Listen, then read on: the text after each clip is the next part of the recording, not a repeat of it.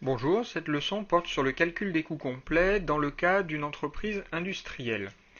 Alors, rappelons pour commencer que la méthode des coûts complets a pour objectif de calculer le résultat bénéfice ou perte réalisé par une entreprise pour chacun des produits qu'elle fabrique et qu'elle commercialise.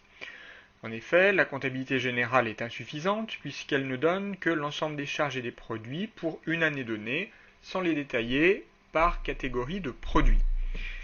Donc nous allons appliquer cette méthode dans le cas d'une entreprise industrielle, c'est-à-dire une entreprise qui fabrique les produits qu'elle vend. Alors commençons par quelques rappels sur la méthodologie. La première étape consiste à distinguer les charges directes et les charges indirectes. Alors rappelons pour commencer que les charges directes sont des charges qui concernent un seul produit et qui peuvent donc être imputées directement au calcul du coût de ce produit. Par exemple, si l'un des salariés travaille dans un atelier qui fabrique un seul produit commercialisé par l'entreprise, eh bien le salaire de ce salarié peut être considéré comme une charge directe qui sera imputée directement au calcul du coût du produit qu'il fabrique. A l'inverse, une charge indirecte sera une charge qui concerne plusieurs produits et qui par conséquent doit être répartie entre ces produits en fonction d'un critère pertinent choisi par l'entreprise. Ce critère s'appelle dans le jargon comptable une unité d'œuvre. Par exemple, le salaire du comptable, qui ne travaille pas pour un seul produit dans l'entreprise, eh bien ce salaire devra néanmoins être réparti dans les coûts des différents produits. Donc il faudra choisir un critère pertinent permettant de le répartir. Cette distinction entre charge directe et charge indirecte étant effectuée, nous pouvons passer à la deuxième étape et élaborer le tableau de répartition des charges indirectes. Ce tableau de répartition des charges indirectes va ressembler à l'exemple qui nous est donné ici. Donc nous allons répartir les coûts dans des centres où l'on va distinguer à la fois des centres auxiliaires et des centres principaux. Les centres auxiliaires sont des centres qui regroupent des fonctions communes à plusieurs activités et dont le coût va être réparti entre les autres centres utilisateurs. Par exemple, les services administratifs de l'entreprise travaillent pour l'ensemble de l'entreprise et fournissent des prestations aux services approvisionnement, à la distribution et aux ateliers. Donc nous allons répartir les coûts de ce service administration dans ces autres centres. Bon, même chose dans notre exemple ici pour le centre entretien. Les centres principaux, eux, bien, ce sont les centres dont les coûts seront affectés au coût des produits. Donc, dans notre exemple, le service approvisionnement va servir à calculer le coût d'achat des matières premières achetées. Les centres de fabrication, c'est-à-dire ici les deux ateliers, vont nous servir à calculer le coût de production des produits fabriqués. Et notre centre de distribution va nous servir, quant à lui, à calculer le coût de revient des produits vendus.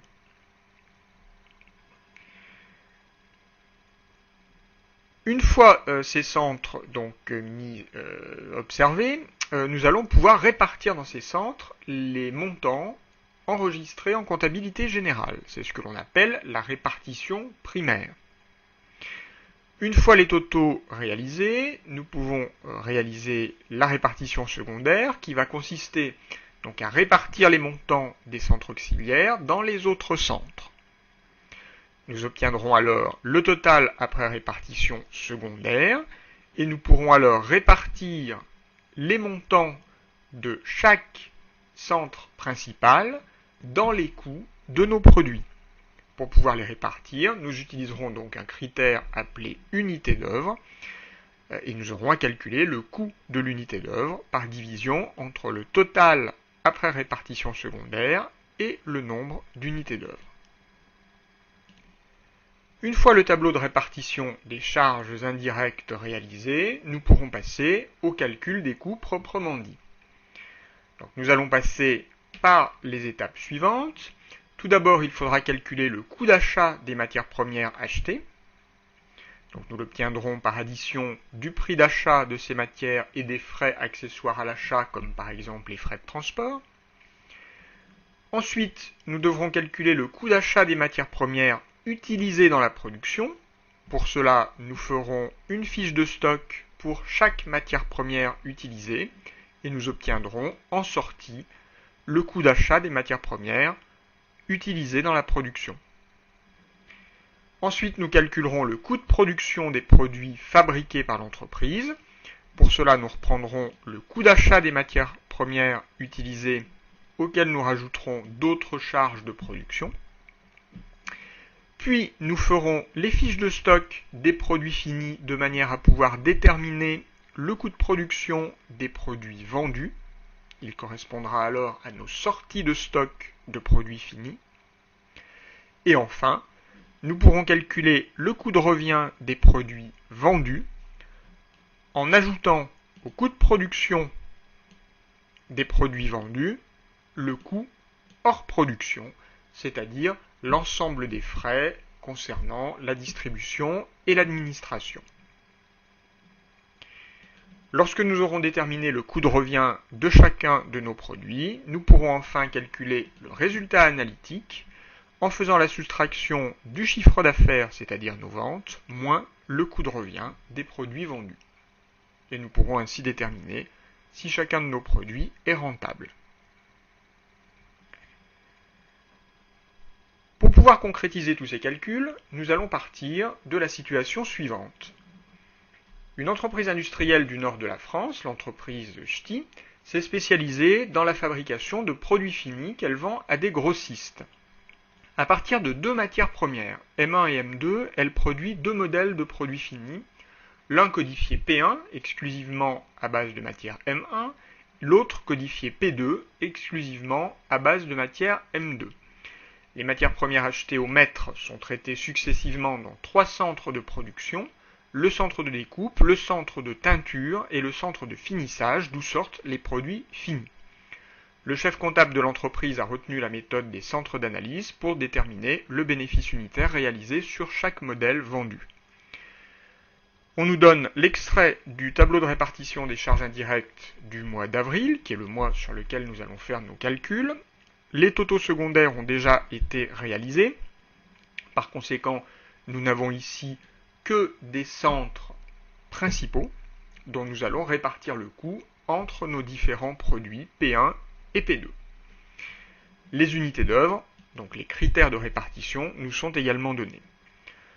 En outre, on nous précise que nous disposons des informations suivantes. Donc le stock au 1er avril, donc nous avons des matières premières M1 et M2 en stock, ainsi que des produits P1 et P2. Nous savons qu'au cours du mois d'avril, les achats de matières premières s'élèvent à 61 700 mètres de M1 à 80 centimes d'euros le mètre et 40 000 mètres de M2 à 50 centimes le mètre. Les stocks de matières premières et de produits finis seront évalués selon la méthode du coût moyen unitaire pondéré. Donc cette information nous servira à élaborer nos fiches de stock. On nous précise également quelles sont les charges directes de production relatives à chacun des modèles. Donc nous avons des matières premières et de la main-d'œuvre directe. Les heures machines de l'atelier découpe sont à répartir à raison de 350 heures pour le modèle P1 et 250 heures pour le modèle P2. Les coûts hors production, c'est-à-dire les centres administration et distribution, sont imputés à raison de 100 euros de chiffre d'affaires.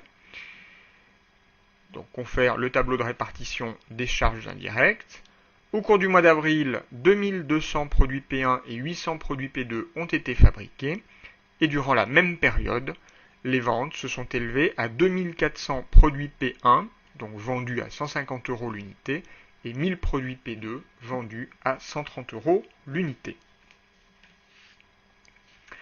Donc à partir de ces informations, nous allons pouvoir mettre en application la méthodologie que nous avons expliquée précédemment. Donc première étape, nous allons devoir terminer le tableau de répartition des charges indirectes. Alors commençons par le centre gestion des approvisionnements. Donc l'unité d'œuvre est le mètre de matière achetée. Alors combien a-t-on acheté de mètres de matières premières. Nos matières premières sont M1 et M2. Nous avons acheté 61 700 mètres de M1, 40 000 mètres de M2. Il suffit de faire l'addition. Cela nous donne 101 700 mètres. Donc je reporte ce chiffre dans mon tableau. J'obtiens mon coût d'unité d'œuvre en prenant le total secondaire et en le divisant par le nombre d'unités d'œuvre, et j'obtiens 40 centimes d'euros. Que signifie ce chiffre? Eh bien, il signifie que pour chaque mètre de matière achetée, nous dépensons 40 centimes de charges indirectes dans le centre gestion des approvisionnements, donc charges indirectes qu'il faudra bien évidemment inclure dans le calcul de notre coût d'achat des matières premières.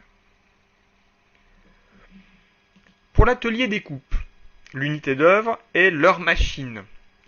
Alors, combien a-t-on utilisé d'heures machine pour l'atelier découpe? Nous avons l'information ici, 350 heures pour le modèle P1, 250 pour le modèle P2. Nous faisons l'addition, nous trouvons donc 600 heures. Mon coût d'unité d'œuvre est égal à 81 450 divisé par 600 et j'obtiens 135,75 €. Donc pour chaque heure machine utilisée dans l'atelier découpe, je vais dépenser 135,75 € de charges indirectes de découpe qu'il faudra bien évidemment intégrer dans le coût de production des produits fabriqués. Pour l'atelier teinture, mon unité d'œuvre est l'heure de main-d'œuvre directe. Alors, combien vais-je utiliser d'heures de main-d'œuvre directe? Eh bien, j'ai l'information à ce niveau-là. 1215,5 heures pour P1, 510 heures pour P2. Je fais l'addition et j'obtiens donc un total de 1725,50 heures, chiffre par lequel je divise mon total secondaire pour obtenir 30 € qui est mon coût d'unité d'œuvre. Donc pour chaque heure de main-d'œuvre directe utilisée dans l'atelier teinture, je dépense 30 € de charges indirectes que j'aurai donc à inclure dans le calcul de mon coût de production. Pour l'atelier finissage, mon unité d'œuvre est le nombre de produits fabriqués. Alors, c'est une information que j'ai dans l'énoncé à ce niveau-là. J'ai fabriqué 2200 produits P1 au cours du mois et 800 produits P2, donc un total de 3000 produits que je reporte dans mon tableau. 38 850 divisé par 3000, cela me donne 12,95 €. Donc pour chaque produit fabriqué, je dépense 12,95 € de charges indirectes dans l'atelier finissage, charges qu'il faudra inclure dans le calcul de mon coût de production. Pour l'atelier distribution, mon unité d'œuvre est 100 € de chiffre d'affaires. Il faut donc que je retrouve la valeur de mon chiffre d'affaires. Eh bien, la dernière information de l'énoncé m'indiquait quelles avaient été les ventes et à quel prix. Donc 2400 fois 150 plus 1000 fois 130, j'obtiens 490 000 €. Et donc, mon coût d'unité d'œuvre étant de 100 €, 490 000 divisé par 100, cela me fait 4900 unités d'œuvre. Je fais ma division habituelle et j'obtiens 7,50 € pour le coût d'unité d'œuvre du centre distribution. Donc chaque fois que je vais avoir 100 € de chiffre d'affaires, je vais dépenser 7,50 € de charges indirectes de distribution qu'il me faudra intégrer pour calculer mon coût de revient. Je procède de la même manière pour l'administration générale. L'unité d'œuvre est la même, donc je reporte 4900 et le calcul me donne 2,50 €. Mon tableau de répartition des charges indirectes étant réalisé, je peux passer au calcul de mes coûts. Je commence donc par le calcul du coût d'achat des matières premières achetées. Donc je vais prendre le prix d'achat de mes matières premières M1 et M2 et ajouter des frais accessoires à l'achat. Dans la situation qui m'est proposée, les seuls frais accessoires à l'achat sont en fait les charges indirectes correspondant au centre gestion des approvisionnements. Donc je peux ainsi calculer mon coût d'achat des matières premières achetées pour chacune des deux matières premières utilisées dans ma production. Je commence par la matière M1. Eh bien, j'ai acheté 61 700 mètres de M1 à 80 centimes le mètre.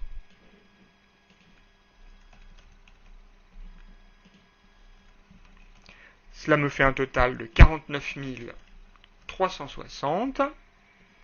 Pour la matière M2, je trouve l'information au même endroit dans l'énoncé. J'ai 40 000 mètres à 50 centimes d'euros le mètre.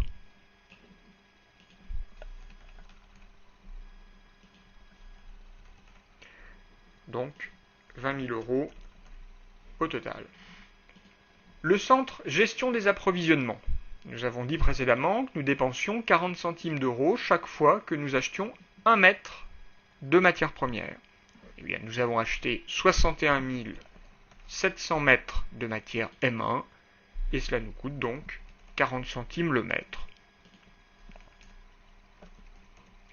Pour M2, nous avons acheté 40 000 mètres et cela nous coûte 40 centimes également de charge indirecte au mètre. Et je peux donc ensuite faire mes totaux. Donc ma matière M1 m'aura coûté 74 040 euros pour un total de 61 700 mètres. Je peux faire la division pour trouver le prix unitaire, 1,20 € du mètre. Et mes 40 000 mètres de matière M2 m'auront coûté 36 000 euros, c'est-à-dire 90 centimes le mètre. J'obtiens donc le coût d'achat des matières premières achetées. Ce qui m'intéresse dans mon calcul, c'est de connaître le coût d'achat des matières utilisées. Je vais donc procéder à l'élaboration de fiches de stock. Et je vais donc élaborer une fiche de stock par matière première. Je vais commencer par la matière M1. Alors, quel était mon stock initial de matière M1? Eh bien, d'après mon énoncé, mon stock au 1er avril s'élevait à 11 300 mètres pour un total de 12 100 euros. Peu importe le prix unitaire, il ne me servira pas dans la suite de mon calcul. Les entrées, eh bien, les entrées correspondent aux matières premières qui ont été achetées au cours du mois d'avril. C'est ce que j'ai calculé dans le tableau précédent. Donc je n'ai plus qu'à reporter cette ligne. Donc 61 700 mètres, bon, qui m'ont coûté 1,20 €, je vais le noter puisque je l'avais calculé, mais ça n'est pas une obligation, pour un total de 74 040 euros. Je fais mes totaux. En quantité, j'obtiens 73 000 mètres. En euros, cela me donne 86 140 euros. Et donc, si je fais 86 140 euros divisé par 73 000 mètres, eh bien, j'obtiens le prix moyen d'un mètre de matière utilisée, en l'occurrence 1,18 €. Cela correspond au coût moyen unitaire pondéré. Et je réutilise ce coût moyen unitaire pondéré pour valoriser mes sorties et mon stock final. Combien a-t-on sorti de mètres de matière première 1 pour notre fabrication du mois d'avril? Eh bien, c'est une information que nous avons à ce niveau-là dans notre énoncé. Nous avons utilisé, consommé 65 000 mètres de matière M1. Donc je reporte ce chiffre en quantité sortie des stocks. Cela me fait un total de 76 700 euros et il va me rester donc par conséquent 8 000 mètres en stock pour un total de 9 440. Je peux revérifier rapidement les totaux de mes colonnes. j'ai bien 73 000 ici, comme dans la colonne de gauche, et j'ai bien ici 86 140, comme dans la colonne de gauche. Évidemment, le coût moyen reste à 1,18. De la même manière, je peux faire ma fiche de stock pour la matière M2. En l'occurrence, j'avais ici 8000 mètres à 60 centimes en stock initial. Et j'ajoute donc en entrée mes calculs de l'étape précédente, à savoir 40 000 mètres à 90 centimes pour un total de 36 000 euros. Cela me donne donc un total de 48 000 mètres qui m'auront coûté 40 800 euros, ce qui me donne un coût moyen unitaire pondéré de 85 centimes que je reporte dans l'autre partie du tableau. Combien ai-je sorti de mètres de matière M2 pour ma fabrication du mois? Eh bien, j'en ai sorti 30 000 mètres.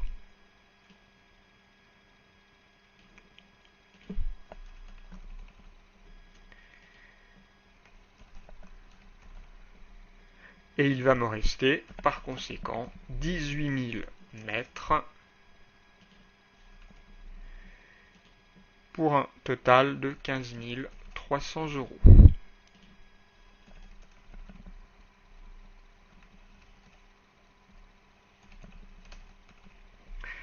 Par conséquent, mes fiches de stock me permettent de connaître ici pour la matière M1 et là pour la matière M2 le coût d'achat des matières premières utilisées, c'est-à-dire des matières premières sorties des stocks pour être transformées. Ceci fait, je peux passer au coût de production des produits fabriqués. Pour calculer le coût de production des produits fabriqués, je vais reprendre le coût d'achat des matières premières utilisées calculé précédemment dans ma fiche de stock et je vais lui ajouter les autres charges intervenant dans la production.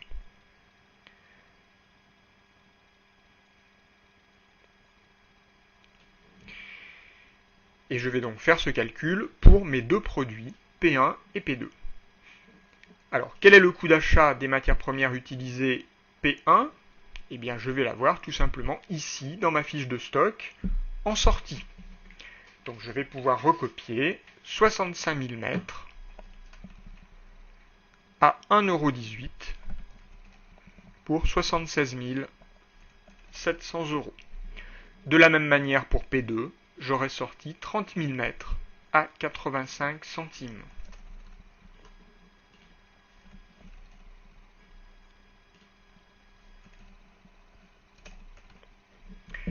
J'ajoute à ça les autres charges de production. Alors, j'ai de la main-d'œuvre directe. Cette main-d'œuvre directe était mentionnée à ce niveau-là dans mon énoncé. Pour P1, 1215 heures et demie à 20 € de l'heure.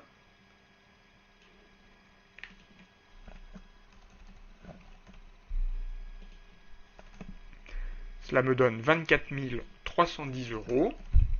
Et de la même manière, je complète la partie concernant P2, 510 € à 20 € de l'heure également. Il s'agissait ici d'une charge directe. Il faut que j'ajoute ensuite les charges indirectes, donc les ateliers découpe, teinture et finissage, qui étaient dans mon tableau de répartition des charges indirectes. Je commence par l'atelier découpe. Donc nous dépensons 135,75 € chaque fois que nous utilisons une heure machine. Combien a-t-on utilisé d'heures machine dans l'atelier découpe pour P1? Eh bien l'information nous était donnée ici. Nous avons utilisé 350 heures. Et nous en avons utilisé 250 pour le modèle P2. Par conséquent, dans mon tableau, j'aurai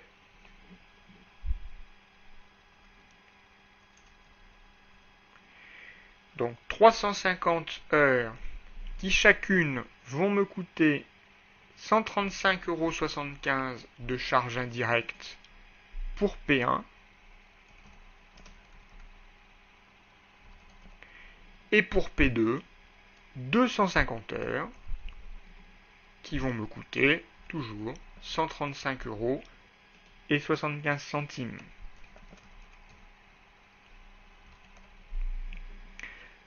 Pour le centre teinture, je vais procéder de la même manière.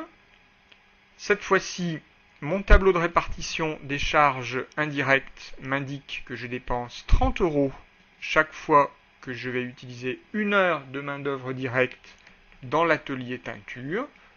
Combien vais-je utiliser d'heures? Eh bien, j'ai l'information ici, 1215,50 heures et 510 heures, respectivement, pour P1 et P2.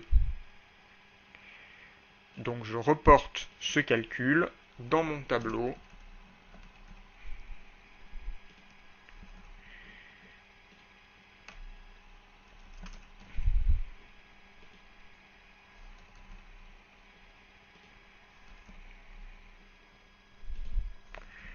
Il me reste à traiter le centre finissage.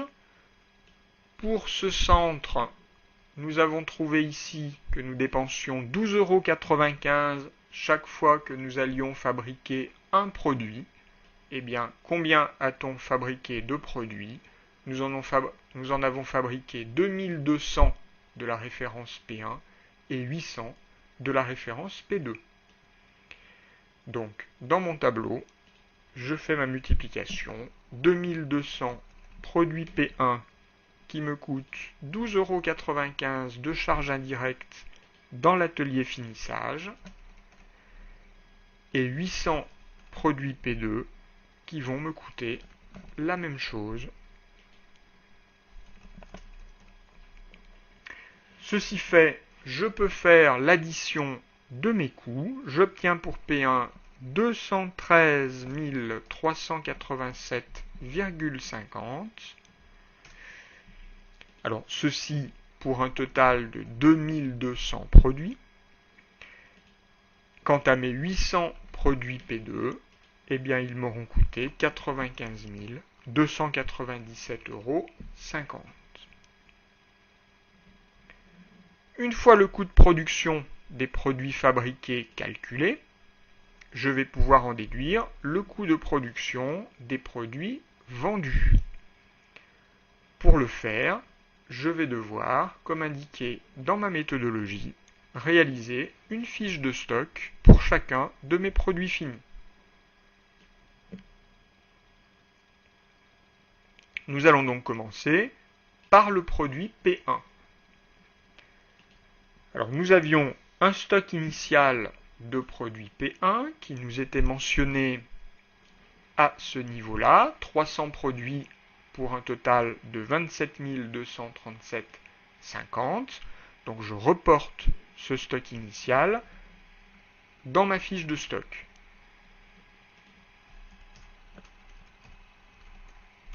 À ce stock initial s'ajoutent les produits fabriqués au cours du mois dont j'ai calculé le coût de production dans l'étape précédente. Donc j'ai fabriqué 2200 produits P1 pour un total de 213 387,50. Je fais mes totaux. J'ai donc 2500 produits pour un total de 240 625 et par division, j'obtiens le coût moyen unitaire pondéré qui s'élève ici à 96,25 €. Et je le réutilise toujours dans l'autre partie du tableau pour valoriser mes sorties et mon stock final. À quoi correspondent mes sorties de produits finis? Eh bien, ce sont tout simplement les ventes. Combien a-t-on vendu de produits P1? Eh bien, nous en avons vendu ici 2400. Donc, je reporte ce chiffre en quantité sortie. Je fais ma multiplication et j'obtiens 231 000 qui correspond donc au coût de production des produits vendus, c'est-à-dire sortis des stocks. Il me reste donc 100 produits pour un total de 9 625 euros.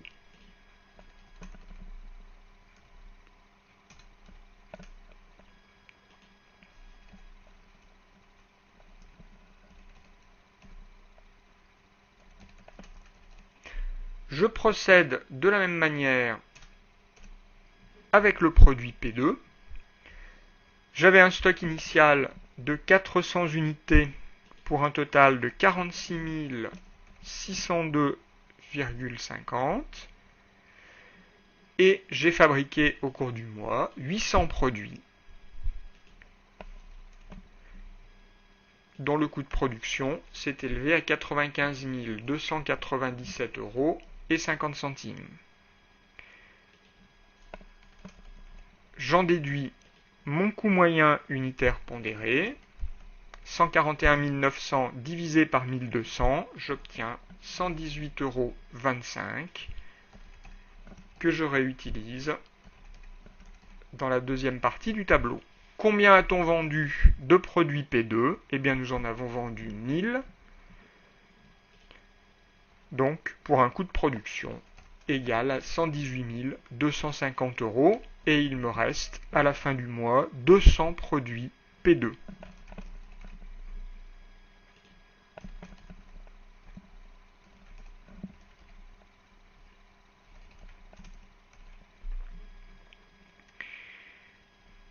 Une fois calculé le coût de production de mes produits P1 et P2 vendus, je peux arriver à l'étape suivante qui va consister à calculer le coût de revient des produits vendus. Ce coût de revient des produits vendus sera égal au coût de production des produits vendus, donc que j'ai calculé dans ma fiche de stock en sortie, auquel nous allons rajouter les coûts hors production, c'est-à-dire l'ensemble des charges qui ne sont pas intervenues dans la fabrication des produits.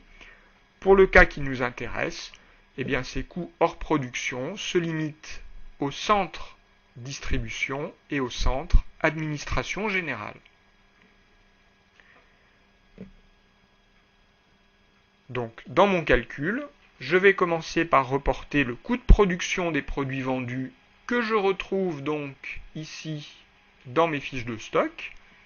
Donc pour P1, 2400 unités à 96,25 pour un total de 231 000. Et pour P2, 1000 unités fois 118,25 pour un total de 118 250. Le centre distribution. Nous avions dit tout à l'heure dans notre tableau de répartition des charges indirectes que nous dépensions 7,50 € chaque fois que nous avions 100 € de chiffre d'affaires. Alors, quel a été le chiffre d'affaires des produits P1? Eh bien, 2400 produits vendus à 150 €. Cela nous fait 360 000 €. Donc, combien de fois a-t-on 100 € dans 360 000 €? Eh bien, la réponse est 3600 fois. Donc, nous allons dépenser 3600 fois 7,50 € dans le centre distribution. Et de la même manière, le chiffre d'affaires de nos produits P2 s'élève à 130 000 €. Donc, nous avons 1300 fois 100 €. Donc, fois 7,50 pour un total de 9 750 €. Pour le centre administration, eh bien, l'unité d'œuvre était la même. En revanche, le coût d'unité d'œuvre est de 2,50 €. Donc, le calcul sera similaire. Nous aurons 3600 fois 2,50 € pour les produits P1. Et nous aurons 1300 fois 2,50 € pour les produits P2.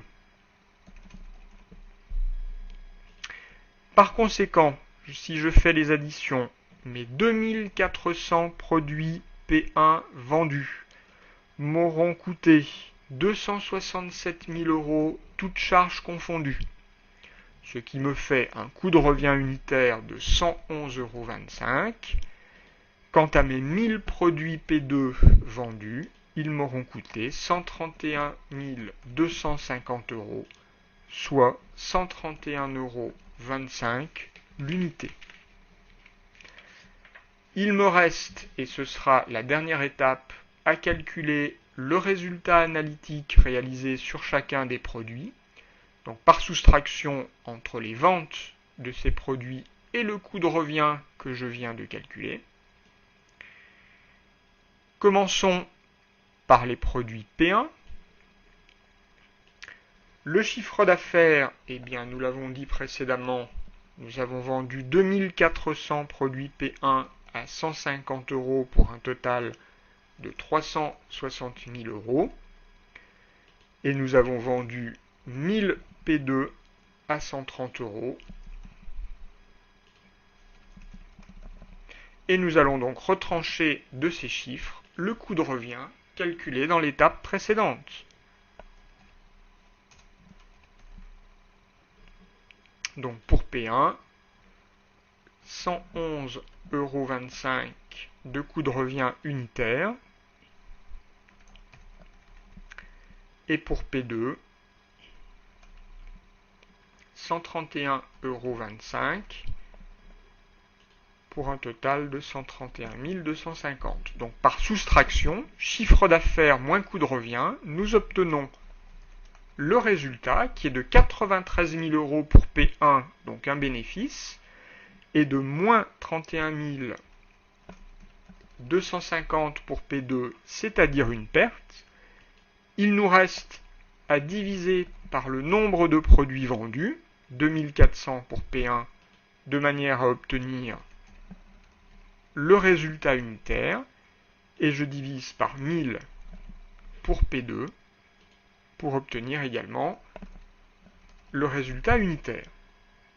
Quelle conclusion puis-je tirer de ces calculs?